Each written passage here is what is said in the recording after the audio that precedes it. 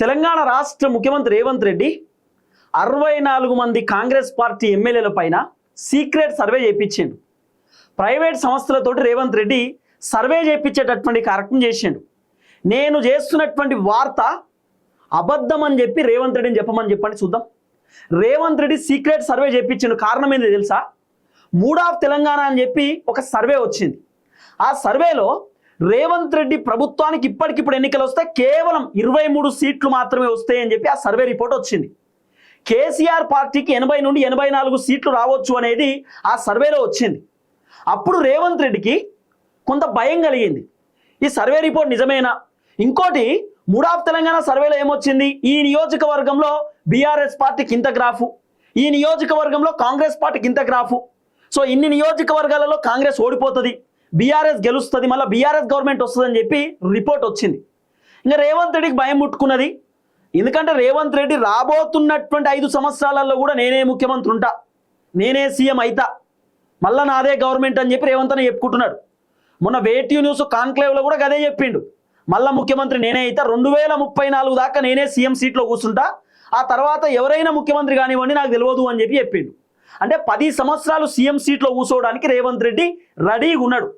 ఇంకా రేవంత్ అన్నకు సీన్ మొత్తం అర్థమైపోయింది.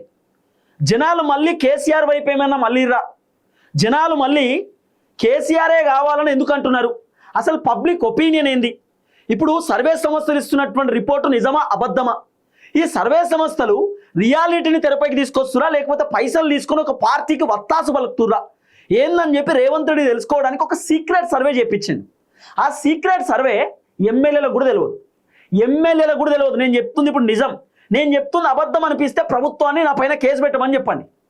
నేను చెప్తుంది నిజం. రేవంత్ రెడ్డి ఇంటెలిజెన్స్ సర్వే చేయించిండు, ఇంటెలిజెన్స్తో సర్వే చేయించి ప్రైవేట్ సర్వే సంస్థలతో కూడా రేవంత్ రెడ్డి సర్వే చేయించిండు. అట్లనే 119 నియోజకవర్గాలలో చేపియాలి రేవంత్ అన్న సర్వే. కేవలం వాళ్ళు గెలిచినటువంటి 64 మంది ఎమ్మెల్యేల పైన మాత్రమే రేవంత్ రెడ్డి సర్వే చేయించిండు. సీక్రెట్ సర్వే, రహస్య సర్వే. ఎమ్మెల్యేలకు తెలియదు, మంత్రులకు తెలియదు, ఎంపీలకు తెలియదు, ఎమ్మెల్సీలకు తెలియదు, ప్రభుత్వ అధికారులకు తెలియదు, ఎవ్వరికి తెలియదు. రేవంత్ రెడ్డి చేపిస్తున్న సర్వే. సర్వే చేసే వాళ్ళు నియోజకవర్గాలలో పోయి నియోజకవర్గంలో ఉన్నటువంటి మండలాలలో గ్రామాలలో తిరిగిరట. తిరిగి జనాల దగ్గర శాంపిల్స్ కలెక్ట్ చేశారు. శాంపిల్స్ అంటే ఎట్లా? కేసీఆర్ ప్రభుత్వం మంచిగుందా, రేవంత్ రెడ్డి ప్రభుత్వం మంచిగుందా, కేసీఆర్ మంచిగా పనిచేసిండా, రేవంత్ రెడ్డి మంచిగా పనిచేస్తుండా, కేసీఆర్ పథకాలు మీకు వచ్చినాయా మంచిగా, రేవంత్ రెడ్డి పథకాలు మీకు వస్తున్నాయా, మీకు రైతు బంధు వచ్చిందా, మీకు రుణమాఫీ అయ్యిందా, మీకు పెన్షన్లు వస్తున్నాయా, ఇంద్రమ్మ ఇండ్లు మీ ఊర్లో వచ్చినాయా, యూరియా బత్తాల కొరత తగ్గిందా, ఇట్లా మొత్తం కాంగ్రెస్ ప్రభుత్వానికి సంబంధించినటువంటి అంటే కొన్ని పాజిటివ్ నెగిటివ్ క్వశ్చన్లు జనాలను అడిగి తెలుసుకునేటటువంటి కార్యక్రమం చేసినట్టు. ఇప్పుడు మన ఊళ్ళో పోతే రచ్చబండ కాడ ముసలోళ్ళు కూర్చుంటారు. ఊర్లో ఉన్నటువంటి అందరూ అడగాల్సిన అవసరం లేదు. రచ్చబండ కాడ కూర్చున్నటువంటి ముసలోళ్ళ దగ్గర పోయి కూర్చొని ఏం సార్ పెద్ద అయినా రేవంత్ అన్న పరిపాలన ఎట్లున్నదంటే షీ పాడైపోను అని ఒకవేళ తిట్టిరు అనుకో, రేవంత్ అన్న పైన వ్యతిరేకత ఉన్నట్టే, కాంగ్రెస్ ప్రభుత్వం పైన వ్యతిరేకత ఉన్నట్టే.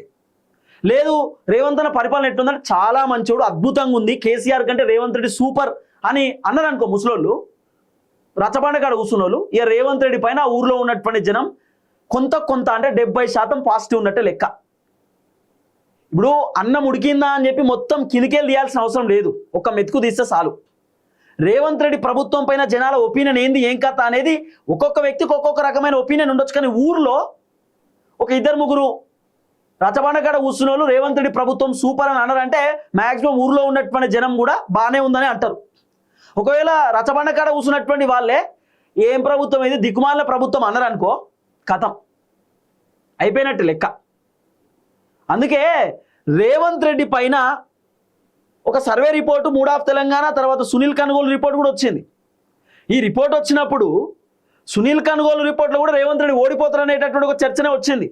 అందుకే రేవంత్ రెడ్డి సర్వే చేపిస్తుండు, సీక్రెట్ సర్వే.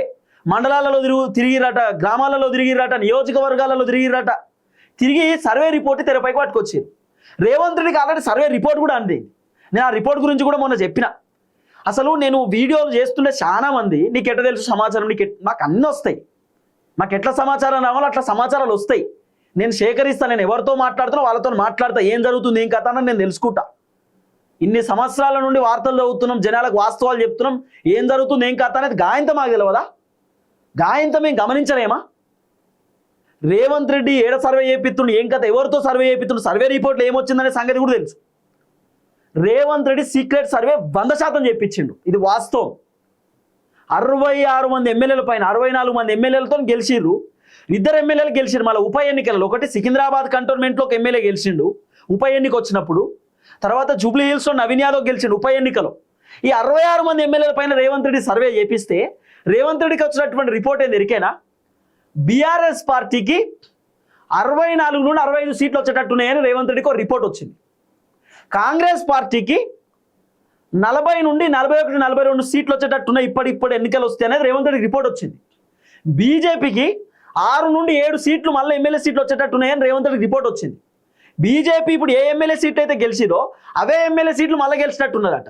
దాంట్లో ఒక 2 పోతే మిగతా ఇప్పుడు ఉన్నటువంటి ఎంపీలు మళ్ళీ ఎమ్మెల్యేలుగా గెలిచేటట్టున్నారు. ఆ తర్వాత ఎంఐఎంకు అవే 7, 8 యాజ్ ఇట్ ఈజ్ సీట్లు ఉన్నాయి. కాకపోతే కాంగ్రెస్కి వచ్చినటువంటి సీట్లు ఇప్పుడు బీఆర్ఎస్కి వస్తాయి. కాంగ్రెస్కి 64 వచ్చినాయి, బీఆర్ఎస్ కూడా గదే 64 వచ్చినట్టున్నాయట. కాంగ్రెస్కి 40 నుండి 42 సీట్లు వచ్చేటట్టున్నాయట. ఇది రేవంత్ రెడ్డికి వచ్చినటువంటి ఒక సర్వే. రేవంత్ రెడ్డి చేయించే సీక్రెట్ సర్వేలో వచ్చినటువంటి రిపోర్ట్ ఇది. 64, 65 సీట్లతో బీఆర్ఎస్ పార్టీ ఇప్పటికిప్పుడు ఎన్నికలు వస్తే అధికారంలోకి వచ్చేటట్టు ఉందని చెప్పి రేవంత్ రెడ్డికి వచ్చినటువంటి రిపోర్ట్. అట్లనే రేవంత్ రెడ్డికి మొత్తం సీట్లు తగ్గినాయా, 23 వస్తాయి, 24 వస్తాయి అంటే కాదు. దగ్గర దగ్గర రేవంత్ రెడ్డికి ఎంత కాదన్నా 38 నుండి 40, 42 సీట్లు వచ్చేటట్టున్నాయట. అంటే రేవంత్ రెడ్డికి రియాలిటీ, గ్రౌండ్ రియాలిటీ అర్థమైంది. జనాలు కోపడుతున్నారు, తిడుతున్నారు, జనాలు నియోజకవర్గాలలో వ్యతిరేకంగా ఉన్నారు. రేవంత్ రెడ్డికి మొత్తం అర్థమైంది కథ. దాదాపు 18-20 మంది ఎమ్మెల్యేలు ఓడిపోయేటటువంటి అవకాశం ఉంది ఇప్పుడు ఉన్నటువంటి సిట్టింగ్ ఎమ్మెల్యేలు అనేది రేవంత్ రెడ్డికి సినిమా మొత్తం అర్థమైంది. అందుకే రేవంత్ రెడ్డి సర్వే, అసలు మిగతా సర్వేలు వచ్చేటి వాస్తవమా అబద్ధమా అని చెప్పి రేవంత్ రెడ్డి ఆ రిపోర్ట్ తెలుసుకోవడానికి సపరేటు ప్రైవేట్ సర్వే సంస్థలతో రేవంత్ అన్న సర్వే చేపిస్తున్నాడు ఏంది చేపించిండు. ఆ రిపోర్ట్ కూడా రేవంత్ అన్నకు అందింది. రిపోర్ట్ అందిన తర్వాత ఇప్పుడు రేవంత్ రెడ్డి ఎమ్మెల్యేలతో మీడియం పెట్టడానికి తయారైండు. ఎమ్మెల్యేలను పిలిపించుకొని ఎమ్మెల్యేలతో మాట్లాడుతున్నారు. అసలు ఏంది మీ నియోజకవర్గంలో గ్రాఫ్ తగ్గింది, కాంగ్రెస్ ప్రభుత్వం మళ్ళీ అంటే మీ నియోజకవర్గంలో కాంగ్రెస్ పార్టీ మళ్ళీ గెలిచేటట్లేదు, ప్రభుత్వం మళ్ళీ వచ్చేటట్లేదు, అసలు ఏంది రీజన్ ఏంది, మీరు గ్రౌండ్లో తిరుగుతలేరా, లేకపోతే జనాలు ఎందుకు అసంతృప్తి అసహనంతో ఉన్నారు, కారణం ఏందనేది రేవంత్ రెడ్డి తెలుసుకునేటటువంటి కార్యక్రమం చేస్తున్నాడు. ఎక్కడెక్కడైతే గెలిచే అవకాశం ఉంది అని రేవంత్ రెడ్డికి రిపోర్ట్ వచ్చింది. ఇప్పుడు 42 అంటే 42 మంది ఏం గెలవరు, కొన్ని 50-50 ఛాన్సెస్ అని కూడా ఇస్తారు. ఆ 50-50 ఛాన్సెస్ ఉన్న కాడ కూడా రేవంత్ రెడ్డి ఎమ్మెల్యేని పిలిపించుకొని మాట్లాడుతున్నాడట. నీకేం కావాలి, ఎందుకు ఇంత వ్యతిరేకత ఉన్నది, జనాలు ఎందుకు కోప్పడుతురు. అందరు ఎమ్మెల్యేలు చెప్పే మాట ఒకటే, రైతులకు రైతు భరోసా లేదు, రుణమాఫీ చక్కగా చేయలే, మహిళలకు రావాల్సిన బెనిఫిట్స్ రాలే, గ్రామాలలో డెవలప్మెంట్ ఏం కాలే, గదే కేసీఆర్ ఉన్నప్పుడు ఏం జరిగిందో గదే ఉన్నది. ఇప్పుడు ఏం మోరీలు వేసింది లేదు, సీసీ రోడ్లు వేసింది లేదు, ఓ స్కూల్ మంచిగా చేయించింది లేదు, ఓ గుడి కట్టించింది లేదు, ఓ డ్రైనేజ్ కాలువలు తీపిచ్చింది లేదు, లేకపోతే నీళ్ళకి ఇబ్బంది అవుతుంది ఒక బోర్ వేయించింది లేదు, ఓ వాటర్ ట్యాంక్ కట్టించింది లేదు. కాంగ్రెస్ వచ్చినాక గవే పాతాయి. కేసీఆర్ ఉన్నప్పుడు ఎట్లుండేనో ఇప్పుడు కూడా గట్టినే ఉన్నది. కేసీఆర్ చేపిస్తే గదే డెవలప్మెంట్ ఉన్నది తప్ప రేవంత్ రెడ్డి వచ్చి కొత్తగా చేసింది ఏం లేదు. స్ట్రీట్ లైట్లు ఖరాబ్ అయితే పడి అక్కడ లైట్లు కూడా వేయలేదు కొన్ని ఊర్లలో, గ్రామ పంచాయతీల్లో. రియాలిటీ ఇది రియాలిటీ, డార్క్ రియాలిటీ ఇది. రేవంత్ రెడ్డి పైన ఎందుకు ఇంత వ్యతిరేకత వచ్చింది? ఇప్పుడు 2.5 సంవత్సరాలలో గవర్నమెంట్ పైన ఇంత వ్యతిరేకత నాకు తెలిసి ఏ రాష్ట్రంలో రాదు, మన తెలంగాణలో తప్ప, అది కూడా కాంగ్రెస్. మరి ఎందుకు ఇంత వ్యతిరేకత వచ్చింది అనేది క్వశ్చన్ మార్కే. అట్లని ఇప్పుడు రేవంత్ రెడ్డి చేయించినటువంటి సర్వే రిపోర్ట్ని నమ్మేటట్టున్నదా అంటే కూడా క్వశ్చన్ మార్కే. బీఆర్ఎస్ పార్టీ కేవలం సోషల్ మీడియాకు మాత్రమే పరిమితం అయిపోయింది. ఈ 2.5 సంవత్సరాలలో బీఆర్ఎస్ పార్టీ ఎంతసేపు సోషల్ మీడియాలో డప్పు కొట్టుడే తయారైంది అంతే. కేసీఆర్ సూపరు, కేటీఆర్ సూపరు, హరీష్ రావు అద్భుతం, బీఆర్ఎస్ పార్టీ మళ్ళీ అధికారంలోకి వస్తుందని సోషల్ మీడియాలో మాత్రమే డప్పు కొడుతురు తప్ప గ్రౌండ్ రియాలిటీలో కూడా బీఆర్ఎస్ పైన ఇంకా వ్యతిరేకతనే ఉన్నది. గ్రౌండ్లో కేసీఆర్, కేటీఆర్, హరీష్ రావు తిరుగుతే తప్ప బీఆర్ఎస్ మళ్ళీ గవర్నమెంట్ వచ్చే పరిస్థితి లేదు. రేవంత్ రెడ్డిని ఢీ కొట్టాలంటే కేసీఆర్ రంగంలోకి దిగాలి. కేసీఆర్ రంగంలోకి దిగకపోతే మళ్ళీ రేవంత్ రెడ్డి ఈ 2.5 సంవత్సరాలలో రేవంత్ రెడ్డి పైన ఉన్నటువంటి వ్యతిరేకతను రేవంత్ రెడ్డి ఖచ్చితంగా ఓడగొట్టుకుంటాడు. మళ్ళీ 2.5 సంవత్సరాలలో రేవంత్ రెడ్డి బౌన్స్ బ్యాక్ ఇస్తాడు, రేవంత్ రెడ్డి బలంగా తయారవుతాడు. మళ్ళీ రేవంత్ రెడ్డి ముఖ్యమంత్రి అయినా కూడా ఆశ్చర్యపోవాల్సిన అవసరం లేదు. కాబట్టి బీఆర్ఎస్ సోషల్ మీడియాని కాస్త పక్కన పెట్టుది. అంటే సోషల్ మీడియాని నమ్మకురి. సోషల్ మీడియాలో మస్తు మంది చెప్తారు బీఆర్ఎస్ వస్తుంది, బీఆర్ఎస్ గవర్నమెంట్ అని చెప్పి నమ్మకురి, నమ్మితే మోసపోతారు. గ్రౌండ్లో తిరుగుర్రి. బీఆర్ఎస్ సంబంధించిన ఎమ్మెల్యేలు, బీఆర్ఎస్ ఓడిపోయినటువంటి లీడర్లు గ్రౌండ్లో తిరుగుతలేరు, గ్రౌండ్ ఇడిచిపెట్టిరు. గ్రౌండ్ ఇడిచిపెడితే మీకే ఇబ్బంది అవుతుంది. కాంగ్రెస్ ఎమ్మెల్యేలు మళ్ళీ గ్రౌండ్లో తిరుగుతున్నారు. రేవంత్ రెడ్డికి రిపోర్ట్ వచ్చింది, బీఆర్ఎస్కి 64 సీట్లు వచ్చేటట్టున్నాయి, 65 సీట్లు వచ్చేటట్టున్నాయి, కాంగ్రెస్కి 42 అట. మరి రేవంత్ రెడ్డి తలుచుకుంటే ఇంకో 15-20 మందిని గెలిపించడం పెద్ద ఇబ్బంది ఏం కాదు, మళ్ళీ అధికారంలోకి తీసుకొస్తారు అవసరం అనుకుంటే. అది కూడా చేస్తాడు రేవంత్ రెడ్డి. కాబట్టి బీఆర్ఎస్ జాగ్రత్తగా ఉండాలి. నాకున్న సమాచారం, నేను అబ్జర్వ్ చేస్తున్నటువంటి వ్యవహారం ప్రకారం అయితే రేవంత్ రెడ్డిని ఢీకొనేంత బలమేమి ఇంకా కేటీఆర్ తయారు చేసుకోలేదు బీఆర్ఎస్ నుంచి. కేవలం ఇది సోషల్ మీడియాలో మాత్రమే కనబడుతున్నది తప్ప రేవంత్ రెడ్డిని ఢీకొట్టేంత సత్తా ఇంకా బీఆర్ఎస్ పార్టీ ఏం తయారు చేసుకోలేదు 2.5 సంవత్సరాలలో. పొద్దుగాలైతే సోషల్ మీడియాలో బ్యాండ్ కొడుతున్నారు తప్ప వీళ్ళు గ్రౌండ్లో కరెక్ట్ లేరు. గ్రౌండ్లో తిరగాలి బీఆర్ఎస్, గ్రౌండ్కి పోవాలి. అప్పుడు కదా తెలుస్తుంది, జనాలకు అర్థమవుతుంది. మంచో చెడో బీఆర్ఎస్ వాళ్ళు మా దగ్గరకు వస్తారు, కాంగ్రెస్ వాళ్ళు వస్తలేరు, అధికార పార్టీ రాకపోయినా ప్రతిపక్ష పార్టీ మాకు అండగా ఉందని అనుకుంటారు. ఎట్లా గ్రౌండ్లో పోకపోతే ఫంక్షన్ హాల్లో మీటింగ్లు పెడితే అయిపోతుందా? సోషల్ మీడియాలో వీడియోలు పెడితే అయిపోతుందా? కాదు కదా, జనాల దగ్గరికి పోవాలి. సో కేటీఆర్ పాదయాత్ర చేస్తా అంటుండే. కేటీఆర్ పాదయాత్ర చేస్తే ఖచ్చితంగా బీఆర్ఎస్ పార్టీకి చాలా పాజిటివ్ అవుతుంది. బీఆర్ఎస్ పార్టీ అధికారంలోకి రావడానికి చాలా స్కోప్స్ ఉంటాయి. ఎందుకంటే జనాలు ఆల్రెడీ బీఆర్ఎస్ వైపు కొంత తిరిగిరు. మంచో చెడో కేసీఆర్ ఉన్నప్పుడే బాగుంటుండే, కేసీఆర్ ఉన్నప్పుడు టైంకి పథకాలు వచ్చేది, రైతు బంధు వచ్చేది, పెన్షన్లు వచ్చేది, కేసీఆరే బెటర్ అనేటటువంటి ఒపీనియన్లో జనాలు వచ్చిరు. కానీ ఇంకా గట్టిగా బీఆర్ఎస్ పార్టీ గ్రౌండ్లో తిరగాల్సిందే, లేకపోతే ఇబ్బంది అవుతుంది.